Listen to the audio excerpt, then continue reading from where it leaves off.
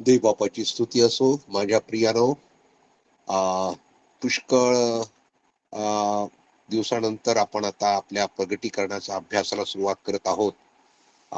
माझ्या प्यारो, माझी अशी इच्छा आहे की आपण आतापर्यंत जे शिकलो आहोत ना, त्याचं थोडस त्याची उजळणी आपण करावी, सिंहावलोकन आपण करावं.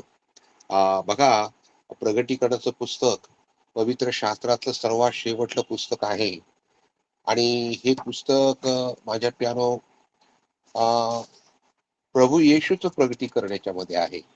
भविष्य काळामध्ये होणाऱ्या घटना, प्रसंग याचं प्रगटीकरण तर आहे, परंतु महत्वाचं प्रगटीकरण जे आहे ते माझ्या प्यानो प्रभू येशू ख्रिस्ताविषयीचं प्रगटीकरण आहे बरं का. आणि म्हणून आपण ते अभ्यासलेलं आहे. हे पुस्तक इसवी 95 मध्ये पात्म नावाच्या बेटावर प्रेषित योहानानं लिहिलेला आहे, ज्यावेळेस तो त्या ठिकाण कैदेमध्ये होता. त्यानंतर मग ह्या पुस्तकाचं सूत्रवचन मी पाहिलं की पहिला अध्याय 19वं वचन आणि नंतर 17वा अध्याय आणि 14वं वचन. या पुस्तकाचा विषय येशू ख्रिस्त, त्याचे गौरव, त्याचा विजय व त्याच्या राज्याची स्थापना हे आहे माझ्या प्रियानो. या प्रगटीकरणाच्या पुस्तकाविषयी एकंदर 7 गोष्टी आम्ही पाहिल्या. पहिली गोष्ट, प्रगटीकरण हे नवीन करारातील एकमेव भविष्यात्मक पुस्तक आहे. त्याच्यामध्ये संपूर्ण भविष्य होणाऱ्या गोष्टी कळलेल्या आहेत. दुसरी गोष्ट, पवित्र शास्त्रातील हे एकमेव पुस्तक आहे की जे स्पष्ट सांगतं की याचं वाचन जर केलं, ते ऐकलं आणि त्याचं आज्ञापालन जर केलं तर मनुष्य धन्य धन्य होतो. ते धन्य बनवतं. धन्य म्हणजे आशीर्वादित, सुखी, हा त्याचा अर्थ आहे. तिसरी गोष्ट, हे पुस्तक जे आहे प्रभू येशू ख्रिस्त कसा आहे याचं प्रगटीकरण माझ्या प्यानो या पुस्तकामध्ये आहे. चौथी गोष्ट, चिन्ह आणि प्रतीकांचा वापर या पुस्तकामध्ये केलेला आहे. पाचवी गोष्ट, हे पुस्तक रहस्यमय पुस्तक नाही, तर रहस्य उघड करणारं, प्रगट करणारं हे पुस्तक आहे. सहावी गोष्ट, पवित्र आत्म्याशिवाय या पुस्तकाचे आकलन होऊच शकत नाही. मानवी ज्ञानानं, बुद्धीनं आम्हाला ते समजू शकणार नाही. ते पवित्र आत्म्याने लिहिलेलं आहे, म्हणून ते आम्हाला पवित्र आत्म्यानंच त्या ठिकाणं माझ्या प्यानो समजून घ्यायचं आहे. सातवी गोष्ट, प्रगटीकरण 22:10 मध्ये म्हटलं आहे की या पुस्तकातील संदेश वचन शिक्का मारून बंद करू नको. आम्हाला हे पुस्तक माझ्या प्यानो बंद करून ठेवायचं नाहीये, तर ते आम्हाला उघड करून त्या ठिकाणं शिकवायचं आहे, शिकायचं आहे आणि लोकांना सांगायचं आहे. या 7 महत्वाच्या गोष्टी आहेत माझ्या प्यानो त्या. आणि त्या संपूर्ण 22 अध्यायामध्ये प्रभू येशू ख्रिस्ताचं प्रगटीकरण आहे. उदाहरणार्थ, अध्याय 1 ते 3 मध्ये प्रभू येशू ख्रिस्त हा मंडळीचा राजा आणि याजक म्हणून आम्हाला पाहायला मिळतो. त्यानंतर प्रगटीकरणाच्या 4थ्या आणि 5व्या अध्यायामध्ये प्रभू येशू ख्रिस्त स्वर्गामध्ये गौरवलेला देवाचा कोकरा, वधलेला कोकरा, नाही का, याच्या विषयी आम्ही पाहतो. तो संपूर्ण स्वर्गामधलं तो केंद्रबिंदू आहे आणि सर्व स्वर्ग त्याची त्या ठिकाणी आराधना करताना आम्हाला 4 आणि 5 अध्यायात पाहायला मिळतं. नंतर 6 ते 18 अध्यायामध्ये ख्रिस्त येशू सर्व पृथ्वीचा न्यायाधीश आणि तो सर्व पृथ्वीचा न्याय त्या ठिकाणी करताना आम्हाला पाहायला मिळत आहे माझ्या. अध्याय 19 मध्ये ख्रिस्त मोठ्या गौरवानं पृथ्वीवर विजयी राजा म्हणून त्या ठिकाणी स्वर्गातून आपल्या मंडळी सहित येताना आम्हाला पाहायला मिळत आहे.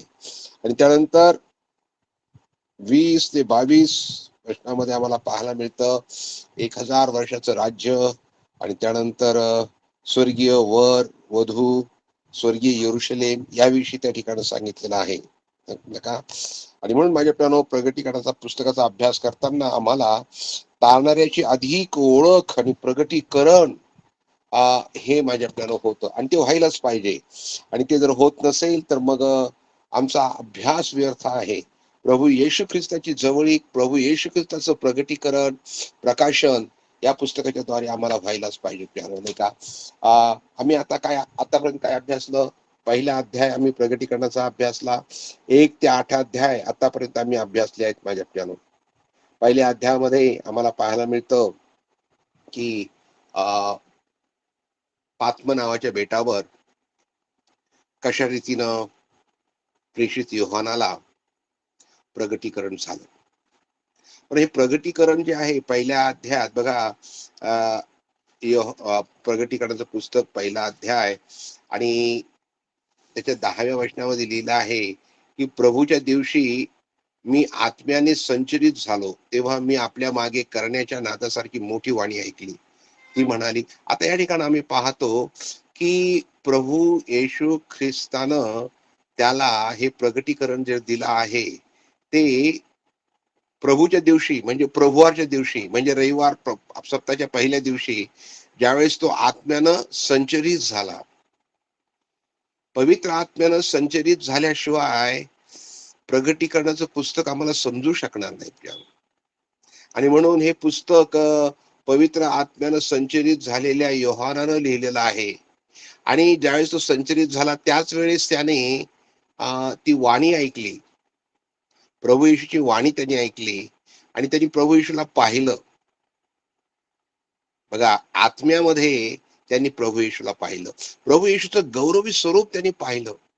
जो योहान प्रभू येशू ख्रिस्ताच्या उराशी असताना, पृथ्वीवर असताना तो राहायचा नेहमी, पण आता मात्र प्रभू येशू ख्रिस्ताचं ते आत्म्यातलं गौरवी असं ते स्वरूप पाहून त्या ठिकाणी लिहिलेलं आहे की तो त्याच्या पायावर मेल्यासारखा पडला. आणि त्या ठिकाणी आम्हाला पाहायला मिळतं माझ्या प्यानो की प्रभू येशूचं दिव्य भव्य स्वरूप जे आहे ते माझ्या प्यानो त्याच्या आत्म्यातलं आहे. आणि हे बघा, महत्वाची गोष्ट आम्ही शिकलो ती ही की करिंथकरास दुसरं पत्र 5वा अध्याय आणि 16व्या वचनामध्ये म्हटलं आहे, जरी आम्ही ख्रिस्ताला देहदृष्ट्या ओळखले होते तरी आता यापुढे त्याला तसे ओळखत नाही. येशू ख्रिस्त या जगात देहानं आला, गव्हाणी जन्मला, नाही का. आणि त्याचं ते देह जो आहे त्या देह दृष्टीनं पाऊल सांगत आहे की त्याच्या ख्रिस्ताला देहदृष्ट आता आम्ही ओळखत नाही. आता मी त्याला ओळखलं पण आता ओळखत नाही. आणि म्हणून माझ्या प्यारो मी सांगितलं की येशू ख्रिस्ताचं माझ्या प्यारो चित्र घरामध्ये असणं. आता तो येशू ख्रिस्त आहे हे काल्पनिक आहे. काल्पनिक एका व्यक्तीनं त्या ठिकाणी तो व्यक्ती चितारलेला आहे, त्याला आम्ही येशू ख्रिस्त म्हणतो. परंतु पाऊल म्हणतो या ठिकाणं की देहदृष्ट्या आम्ही आता त्याला ओळखत नाही, आम्ही त्याला आता आत्म्यामध्ये ओळखतो. माझ्या बहिणींनो, माझ्या भावांनो, आत्म्यामधला ख्रिस्त कसा आहे हे या ठिकाणं आम्हाला सांगितलेलं आहे. पहिल्या अध्यायामध्ये माझ्या प्यारो प्रभू येशू ख्रिस्त पायघोळ वस्त्र परिधान केला, छातीहून सोन्याचा पट्टा बांधलेला, डोकं केस बर्फासारखे पांढऱ्या लोकरीसारखे होते, पाय जणू काही भट्टीतून काढलेल्या जळजळीत सोनपितळेसारखे होते. त्याची वाणी जलप्रवाहाच्या ध्वनीसारखी होती. उजव्या हातात 7 तारे होते, तोंडातून तीक्ष्ण दुधारी तलवार त्या ठिकाणी निघाली प्रभू येशू ख्रिस्ताच्या. त्याची मुद्रा परम तेजाने प्रकाशणाऱ्या सूर्यासारखी होती. मी त्याला पाहिले तेव्हा मी मेल्यासारखा त्याच्या पायाजवळ पडलो. या ठिकाणी आम्हाला पाहायला मिळतं माझ्या प्यानो प्रभू येशू ख्रिस्ताचं हे आत्मिक स्वरूप जे आहे ते आमच्यासाठी महत्वाचं आहे. आणि म्हणून प्रभू येशू ख्रिस्ताची मूर्ती करणं, प्रभू येशूचं चित्र लावणं, त्यासमोर उदबत्ती लावणं हे फक्त ते पवित्र शास्त्रात धरून नाहीये. मग आम्ही दुसऱ्या आणि तिसऱ्या अध्यायामध्ये प्रभू येशू ख्रिस्त त्या 7 समयामध्ये म्हणजे 7 मंडळ्या मध्ये त्या ठिकाणी उभा आहे. प्रभू येशू ख्रिस्त मंडळीमध्ये उभा असतो. मंडळीचं केंद्रस्थान प्रभू येशू आहे हे आम्ही पाहिलं. आणि त्या मंडळीच्या प्रत्येक दूताला लिहिलेलं आहे, नाही का. आणि हा 2 ते 3 जे अध्याय आहेत आम्हाला पाहायला मिळतं मंडळीचा काळ. मंडळीचा काळ हा केव्हा सुरू झाला आणि कधी कधी संपतो. तर मंडळीचा काळ माझ्या प्यारो मंडळीचा जन्म पेंटिकॉसच्या दिवशी झाला, ज्यावेळेस पवित्र आत्म्याचा वर्षाव झाला तो मंडळीचा जन्म दिवस आहे. आणि नंतर मंडळी ज्यावेळेस प्रभू येशू ख्रिस्त येईल आणि स्वर्गारोहण ज्यावेळेस होईल मंडळीचं, नाही का, स्वर्गात घेतलं जाईल, रॅप्चर. तो जो काळ आहे पेंटिकॉस्ट ते रॅप्चरचा, तो मंडळीचा काळ आहे माझ्या प्यारो. आणि हा मंडळीचा सुमारे 2000 वर्षाचा काळ जो आहे, त्या 2000 वर्षाच्या काळामध्ये माझ्या प्यारो भविष्यात्मक रीतीनं काय होणार आहे, हे प्रभू येशू ख्रिस्तानं या 7 मंडळ्या निवडून त्या मंडळीतली जी अवस्था आहे ते येणाऱ्या त्या 2000 वर्षाच्या काळामध्ये राहणार आहे, हे आम्ही त्या ठिकाणी अभ्यासलं माझ्या प्यारो, नाही का.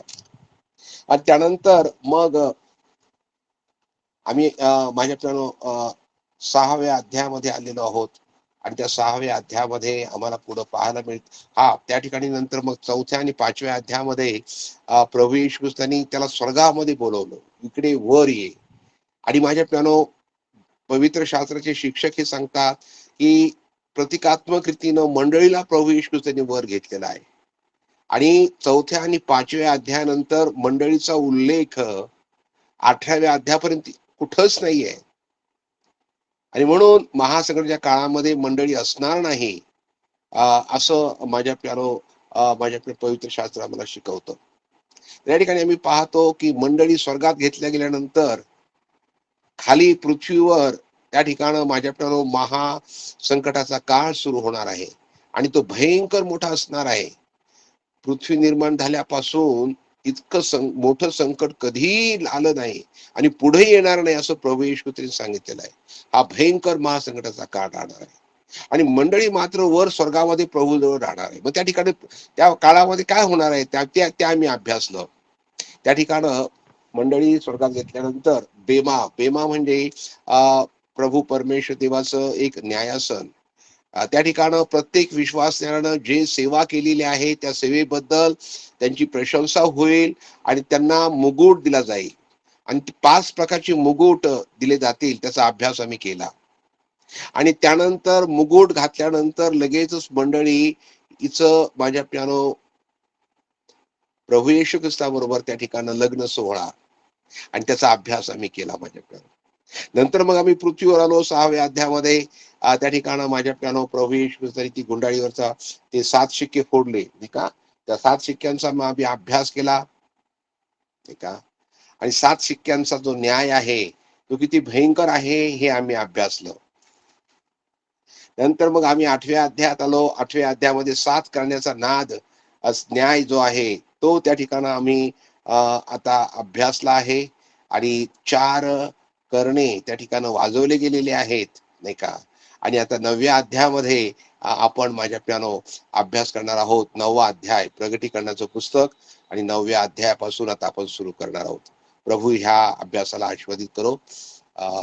प्रार्थना करूया. जीवन प्रभू परमेश्वर देवा, प्रगटीकरणाचं पुस्तक किती महत्वाचं आहे, कारण प्रभू हे पुस्तक वाचणारे, ते ऐकणारे आणि त्याचं आज्ञापालन करणारे धन्य आहेत, आशीर्वादित आहेत, हे तू सांगितलेलं आहे. आणि म्हणून प्रभू आम्ही याचा अभ्यास करत असताना आम्हाला तू प्रभूजी आशीर्वादित कर, पवित्र आत्म्याने संचरित कर. आणि या पुस्तकाच्या द्वारे प्रभू येशू तुझं प्रगटीकरण आम्हाला होऊ दे, अशी आमची आग्रहाची प्रार्थना आहे. प्रभू आमच्यावर दया कर आणि करुणा कर. शेवटच्या काळामध्ये आम्हाला विशेष रीतीनं पवित्र प्रभू येशू तुझ्या सानिध्यात ठेव, अशी आमची प्रार्थना. सैतानाच्या सगळ्या दुष्ट योजनेपासून, त्याच्या दुष्ट युक्त्यांपासून प्रभू आमचं रक्षण कर. आम्ही तुझ्या स्वाधीन होतो, तू आमचा ताबा घे. उपकार मानतो प्रभू, तू आमची प्रार्थना ऐकली आहे. ऐकणाऱ्या माझ्या प्रत्येक बहिणीला, भावाला, लेकराला विशेष प्रकारचा आशीर्वाद दे. आणि तू येशील त्यावेळेस प्रत्येकाची तयारी असावी प्रभू. प्रत्येक जण प्रभू आत्म्याने संचरित झालेलं असावं, अशी आमची प्रार्थना तुझ्या चरणापाशी आहे. प्रभू दया कर, आम्हाला पवित्र आत्म्याने भरून टाक प्रत्येकाला बापा, अशी आमची प्रार्थना आहे. उपकार मानतो, तू आमची प्रार्थना ऐकलेली आहे आणि आम्हाला तुझ्या येण्यासाठी तयार करत आहेस. प्रभू आमच्याद्वारे इतरांना तयार कर, इतरांना तुझ्याकडे आकर्षित कर. आणि प्रभू नरकातून ओढून काढून अनेकांचं तारण करण्यासाठी आम्हाला उपयोग आता. उपकार मानतो, आमची प्रार्थना ऐकली आहे. येशू ख्रिस्त आमचा देव, जो पवित्र आत्म्याद्वारे आमच्या बरोबर आहे, त्यांच्या अति गोड नावाची प्रार्थना मी अर्पण करतो. आमेन, आमेन, आमेन. Okay, God bless you. Praise the Lord. Praise the Lord. Praise the Lord.